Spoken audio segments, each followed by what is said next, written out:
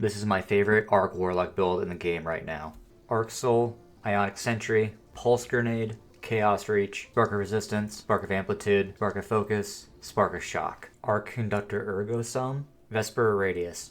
The mods, the artifact perks. This build allows you to use enemies to your advantage as you blind them and you stand near them to gain even more energy recharge for your Vesper Radius perk, allowing you to chain class abilities back to back to back, granting tons and tons of Arc Souls for you and your allies, while also using Arc Conductor Ergo Sum to zap the nearby enemies that are blinded, dealing tons and tons of damage to them. Very importantly, you're going to need Special Finisher to keep up with the ammo economy of Ergo Sum, because we are not on a Prismatic subclass, which means ammo is a harder thing to come by. This build is incredibly easy to use. Just drop Rifts, drop Arc Souls, and drop Ionic Sentries, and just let the game play itself for you with Ergo Sum as your main weapon of choice.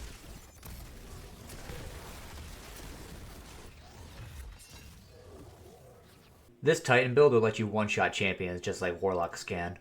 Offensive Bulwark, Bastion, Vortex Grenade, Shield Bash, your super of choice, Echo of Starvation, Echo of Persistence, Echo of Leeching, Echo of Provision, Heart Shadow, Peregrine Greaves, the mods, the artifact.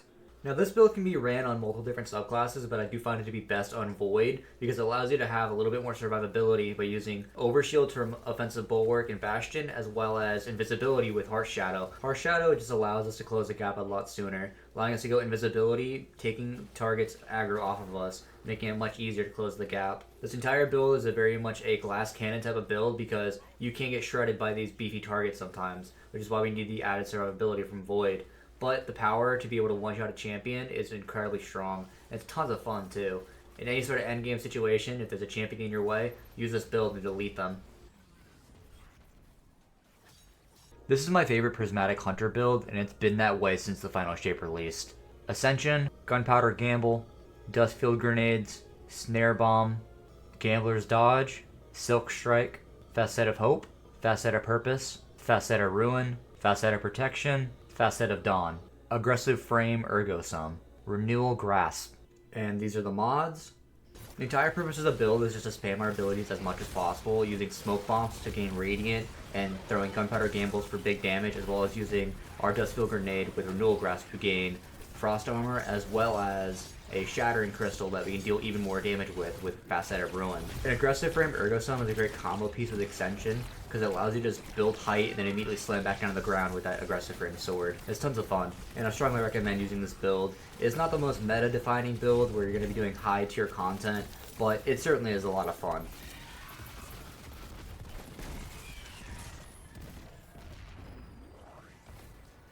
This Warlock build lets you just one-shot everything. Feed the Void, Chaos Accelerant, Magnetic Grenades, your super of choice, Echo of Persistence, Echo of Harvest, Echo of Starvation, Echo of Expulsion. Choir of One, or your Void weapon of choice, Controverse Hold, the artifact. This build allows you to consume your grenade for a short-range Void Blast that does a ton of damage, enough damage to one-shot most champions in the game. It's a very high-risk, high-reward type of build where you have to get in the face of the enemy all the time, but it does work out a lot. And right now this build is incredibly strong, so much so that I think it might actually get nerfed in the future, so use this while you can. One special note is that the Controverse Hold short-range blast is actually a lot stronger if you throw at the feet of the enemies, so be sure to kind of throw at the floor to get the maximum damage out of each use of your grenade. Other than that, I just want to say that this is a very easy build that's just strong at the moment. You want to use this while you can because it's definitely bugged and it might get nerfed.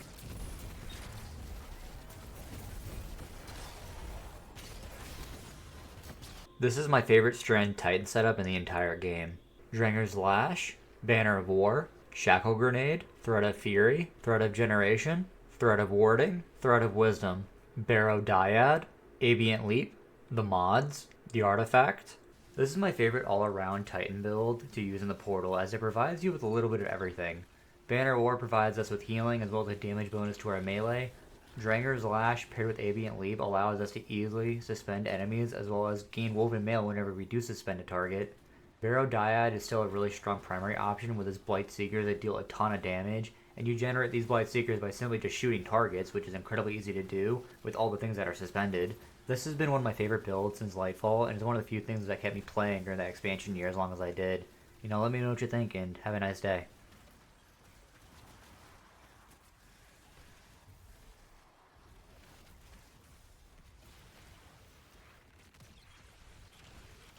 This is one of the best Arc Hunter builds in the entire game. Tempest Strike, Ascension, Pulse Grenade, Combination Blow, Gambler's Dodge, Gathering Storm, Spark of Amplitude, Spark of Resistance, Spark of Ions, Spark of Frequency, Spark of Focus, Bastion, Gifted Conviction, the mods, the artifact. The goal of this build is to get Combination Blow ×3, which now works with Tempest Strike, allowing us to do a huge melee wave attack that deals a ton of damage.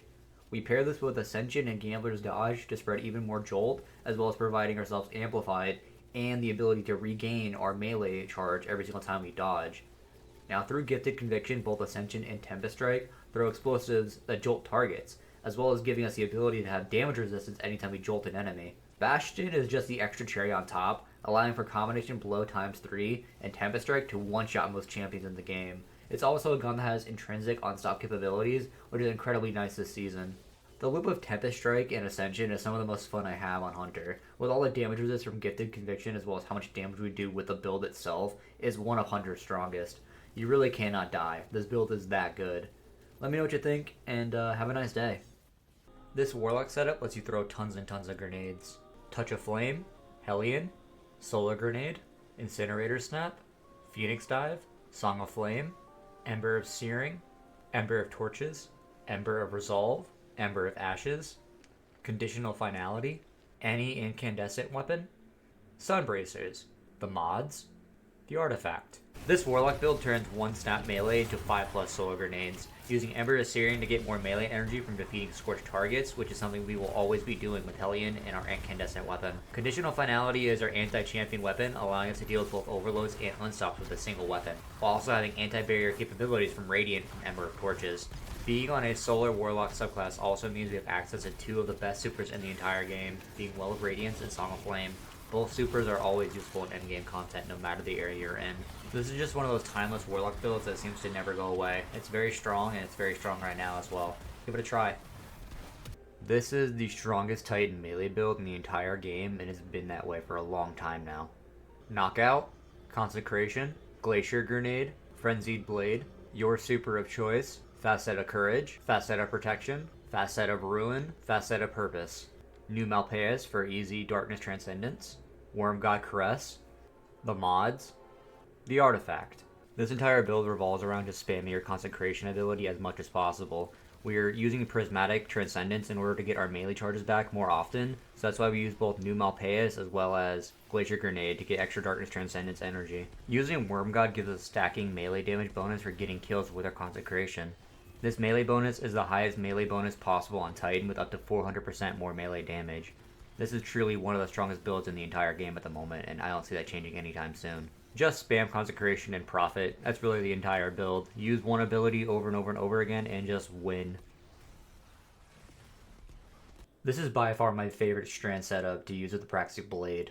Ensnaring Slam, Whirling Maelstrom, your grenade does not matter, Marksman's Dodge, Threat of Generation, Threat of Warding, Threat of Continuity, Threat of Wisdom, the Praxic Blade with Impact Core, Mothkeeper's Wraps, the mods, the artifact. The entire goal of this build is just to destroy as many tangles as possible, as well as throw as many moths as you can. The ability for the Praxic Blade to sever targets makes spawning those tangles incredibly easy, as every time you hit a target it severs them, allowing you to create one right at your feet.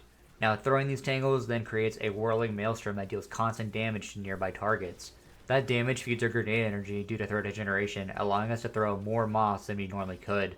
These moths have the ability to either give us an overshield or explode, blinding the targets nearby.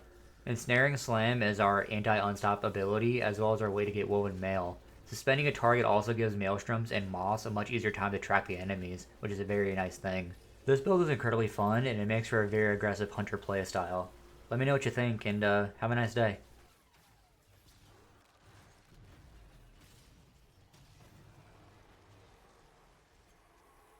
This is my favorite Strand Warlock build.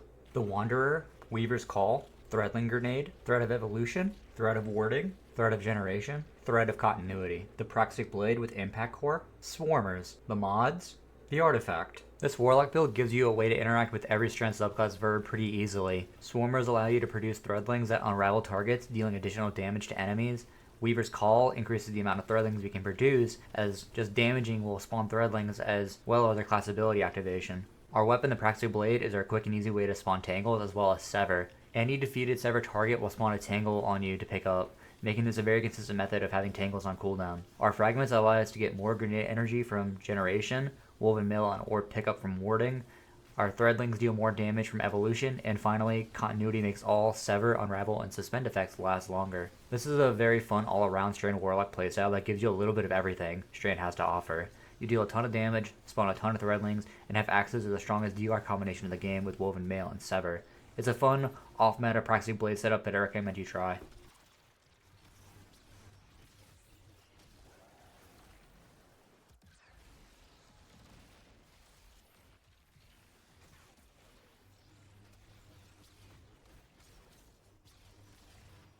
This is my favorite Praxic Blade setup on Titan, and no, it's not Strongholds.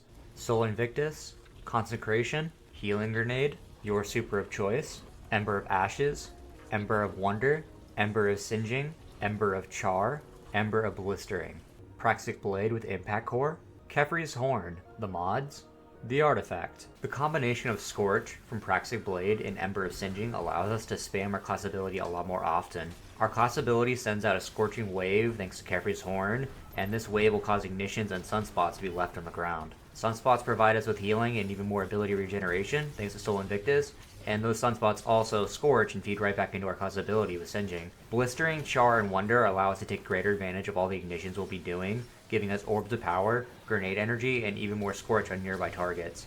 The gameplay loop is very fun on this one, and it's definitely a lot more aggressive than the standing and blocking of Strongholds, so I suggest you give it a try. It's a lot of fun.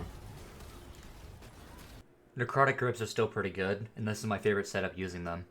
Lightning Surge, Feed the Void, Vortex Grenade, Arcane Needle, Needle Storm, Facet of Grace, Facet of Purpose, Facet of Protection, Facet of Dawn, Facet of Dominance, Thorn, or Osteostriga. Necrotic Grips, the mods, the artifact. Currently this season, both Osteostriga and Thorn have anti-champion capabilities. Thorn can deal with anti-barriers and Osteo can deal with overloads. It's a pretty nice combination this season because it makes Necrotic Grips feel a lot more fun to play, especially in the portal with a lot of champions in the activities. I use a Prismatic setup for 3 main reasons. First is the ability to use Lightning Surge 3 different times when you use Arcane Needle in combination. Also the ability to have Devour, and then also Transcendence, which allows us to gain our melee abilities a lot more frequently, being able to spam them a lot more often than we should. It's a great combination, it's a pretty fun build, and I recommend you give it a try, especially this season, while Thorn and Osteo are both anti-champion weapons. Give it a try and let me know what you think. This is my favorite Strand Hunter setup for PvE. Threaded Spectre, Ensnaring Slam, Grapple, Marksman's Dodge, Thread of Warding, Thread of Generation, Thread of Mind, Thread of Wisdom, Thread of Continuity. Any area denial grenade launcher, speed loader slacks. The mods, the artifact. This build revolves around spamming your class ability as much as possible. We use the area denial GLs to proc the speed loader slacks perk as much as possible, allowing us to have an incredibly fast uptime on our class ability. This allows us to use that class ability on cooldown, dropping Threaded Spectres and spending on every use. This build is incredibly easy to use and is fun in every activity with unstoppable champions. The most important mods in this build are going to be Reaper and Powerful Attractions, allowing you to drop an Orb of Power after every use, as well as picking up any Orbs of Power that are nearby. You can use any of the Area Denial GLs, but you're going to look for a Roll with Attrition Orbs, as that's what I believe to be the best in slot for this build. This is the easiest Titan build in the entire game right now.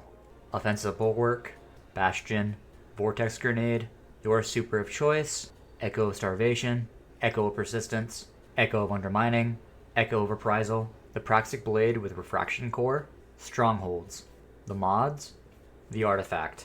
The entire point of the build is just block as much as possible. It's literally the entire thing. Just stand there, look pretty, and use your sword. That's all you gotta do. Now using this on a Void subclass means you have access to Overshields, Devour, and Weaken, and you also gain Restoration through Strongholds, and you can also gain Amplified as well through your Praxic Blade. That's 5 different subclass verbs just for using one button.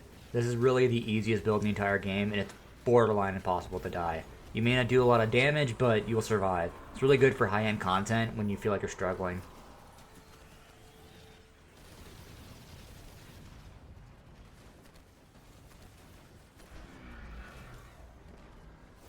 This Warlock build lets you delete entire rooms with one grenade. Feed the Void, Chaos Accelerant, Scatter Grenade, your super of choice, Echo of Persistence, Echo of Expulsion, Echo of Starvation, Echo of Undermining, Choir of 1, or your Void weapon of choice, Nothing Manacles.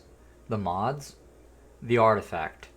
This build is really as easy as it can get. You just throw one grenade, and every single time it gets a kill, it creates another grenade essentially, constantly creating this amazing chain of void explosions in front of you.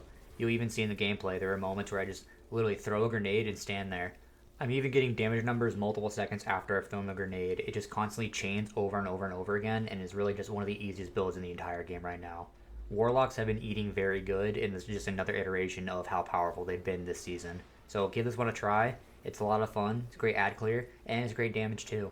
It's one of the easiest builds to recommend this season with how powerful Warlocks have been. Give it a try, I promise you won't be disappointed.